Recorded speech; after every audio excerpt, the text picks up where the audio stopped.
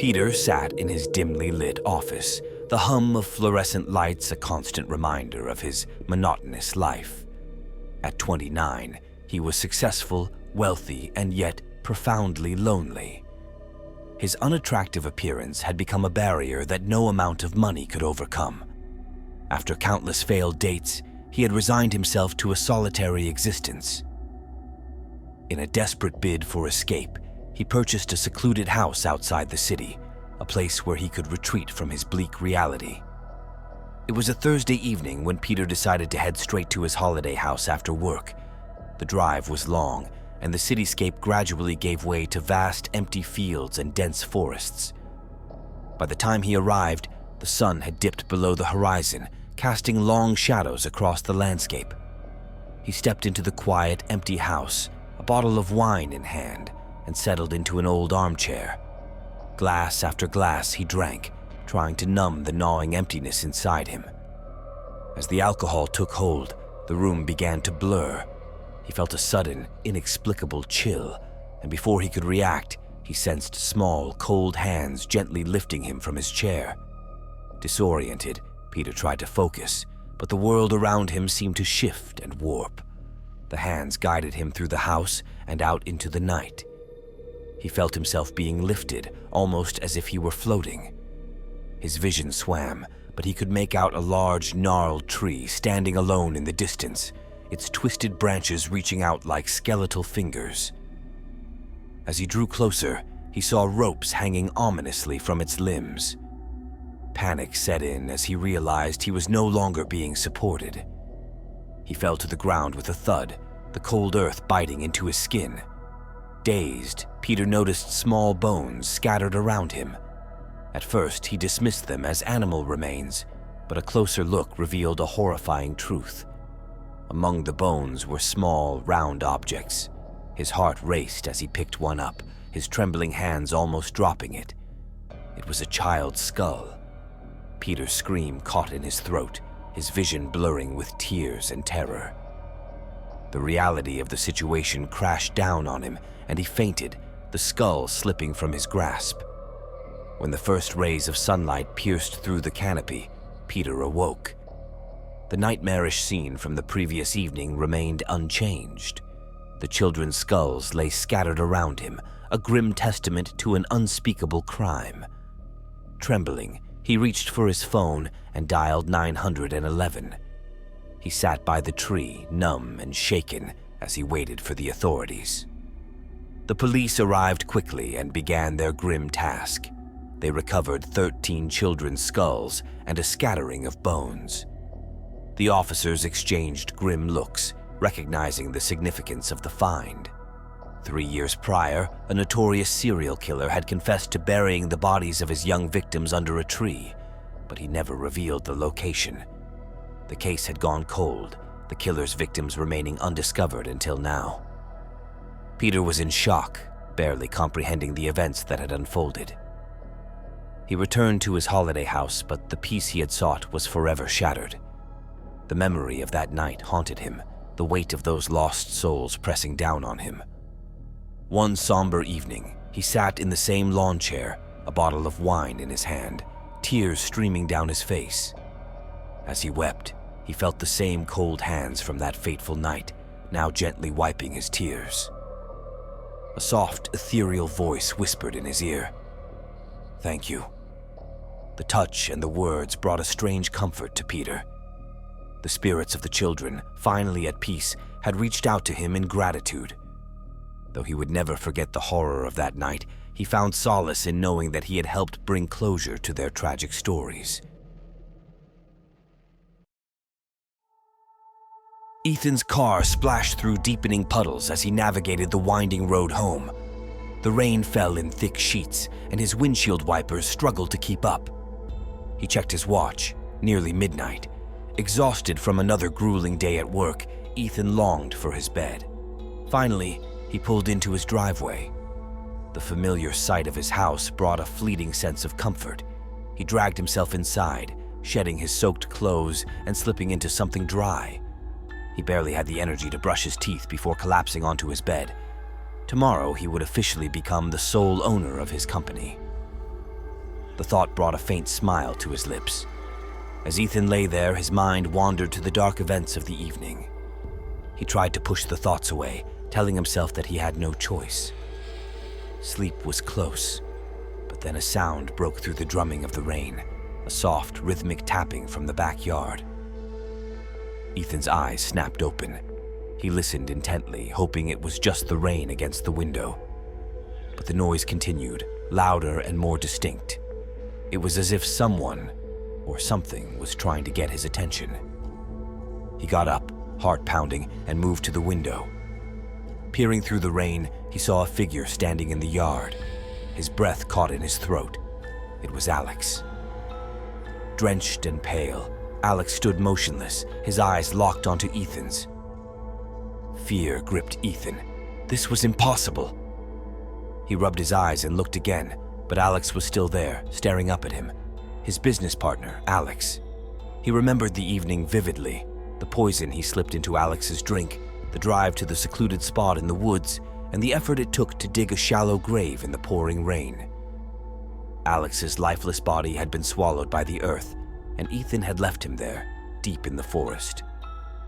A flash of lightning illuminated the scene, and in that brief moment, Alex was gone. The yard was empty, the rain falling steadily. Ethan stumbled back from the window, convinced he was losing his mind. He returned to bed, pulling the covers over his head, but sleep would not come. Every time he closed his eyes, he saw Alex's face, pale and accusing. The night stretched on endlessly, and Ethan's nerves were frayed to the breaking point. The next day, Ethan went through the motions of his routine, but he was a wreck. He kept seeing Alex's face everywhere, in the reflective surfaces of his office, in the rearview mirror of his car, even in the eyes of his coworkers. Each time, the apparition seemed more real, more menacing. Days turned into weeks, and Ethan's condition deteriorated. He barely slept, haunted by the relentless presence of Alex. He began to avoid mirrors and reflective surfaces, but it made no difference. Alex was always there, always watching. One night, Ethan sat alone in his dimly lit living room, the rain pounding against the windows. His hands trembled as he poured himself a drink. He tried to drown his fear in alcohol, but it only heightened his paranoia. He felt a presence behind him, and he turned slowly, expecting to see Alex. The room was empty, but the sense of being watched was overwhelming. Ethan bolted up from his chair, the glass slipping from his hand and shattering on the floor. He ran to the front door, yanked it open, and stepped into the rain. He looked around frantically, but the street was deserted. The rain soaked him to the bone, but he didn't care. He had to get away, to escape the ghost that haunted him. He started running, not knowing where he was going, just needing to get away from that house, from Alex. He ran through the streets, the rain blurring his vision. He didn't see the car speeding down the road until it was too late. The impact threw him to the ground, and the world went dark. When he opened his eyes, he was lying in a hospital bed. The room was bright, and he could hear the steady beep of the heart monitor. Pain radiated through his body, but he was alive. The nurse smiled at him as she checked his vitals. "You're lucky to be alive," she said. "You were in bad shape when they brought you in."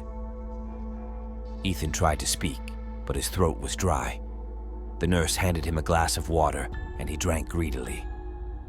As he lowered the glass, he saw a figure standing in the doorway. It was Alex. Ethan's heart raced as he stared at the figure. Alex's eyes were hollow, his skin a sickly gray. He stepped into the room, his movements slow and deliberate. "No," Ethan whispered, his voice trembling. "You're not real. You can't be." Alex moved closer, and Ethan could feel the chill emanating from him. He reached out, his hand passing through Alex's ghostly form. The room grew colder, and Ethan's breath came in ragged gasps. "You can't escape me," Alex said, his voice a haunting echo.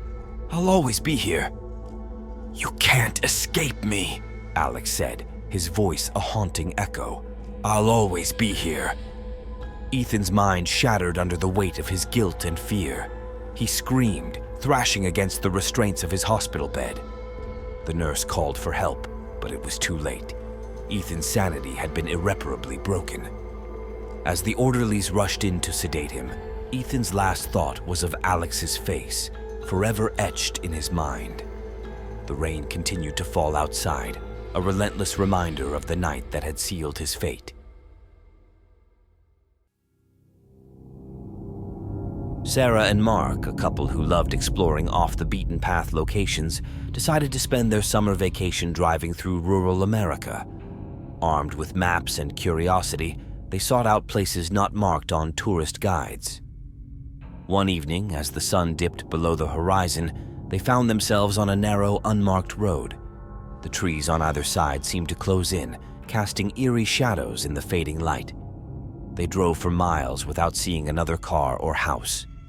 Just as they began to consider turning back, they saw a sign. "Welcome to Hollow Creek." Intrigued, they decided to explore this seemingly forgotten town. Hollow Creek appeared frozen in time. The buildings were old but well-maintained, and the streets were eerily silent. There were no signs of life, no people, no cars, not even animals. Sarah and Mark parked their car and decided to take a walk, hoping to find someone who could tell them more about the town. As they wandered through the streets, they noticed strange details. The windows of every house were covered with thick, heavy curtains, and the doors were tightly shut. An uneasy feeling settled over them, but they pressed on, driven by curiosity. They came across an old hotel in the center of town. The sign above the door read, "The Hollow Creek Inn." The door was ajar, and a soft light flickered inside. Mark suggested they go in and look for someone, despite Sarah's growing apprehension. The lobby was empty, but the air was thick with dust, and the floorboards creaked under their feet. They found a guest book on the reception desk, its pages yellowed with age. The last entry was dated over 50 years ago. They decided to explore the upper floors. Each room was perfectly preserved, as if the occupants had just stepped out for a moment. Personal belongings were scattered around, but there was no sign of anyone. As they ventured deeper into the hotel, Sarah and Mark found themselves in a large dining hall. The table was set for a feast, but the food was long since spoiled, covered in mold and cobwebs. The oppressive silence was broken only by the ticking of an old grandfather clock in the corner. Suddenly, they heard footsteps echoing in the hallway. They rushed out, hoping to find someone, but the hallway was empty. The footsteps continued, leading them to a locked door at the end of the corridor. Desperate to uncover the mystery, Mark forced the door open. Inside, they found a small room filled with photographs and newspaper clippings. The articles detailed the sudden disappearance of the entire population of Hollow Creek in 1969. No one had ever figured out what had happened to the townspeople. As they examined the photographs, Sarah noticed something chilling. In the background of one picture taken in the hotel's lobby, she saw a couple who looked just like them. Same clothes, same expressions. A cold dread washed over her as she realized they were looking at a photograph of themselves. Suddenly, the door slammed shut, and the room grew colder. Whispering voices filled the air, growing louder and more frantic. They spoke of betrayal, fear, and something ancient that demanded sacrifice. The walls began to close in, and the shadows grew darker and more oppressive. Sarah and Mark tried to escape, but the door wouldn't budge. The whispers turned into screams, and the room plunged into darkness. The next morning, Hollow Creek was as silent as ever. A new couple drove into town, curious about the forgotten place. They parked their car and began to explore, unaware of the eyes watching them from the shadows. In the dining hall of the old hotel, the table was once again set for a feast, and a new entry appeared in the guest book, dated that very day. The cycle continued as it had for 50 years with no end in sight.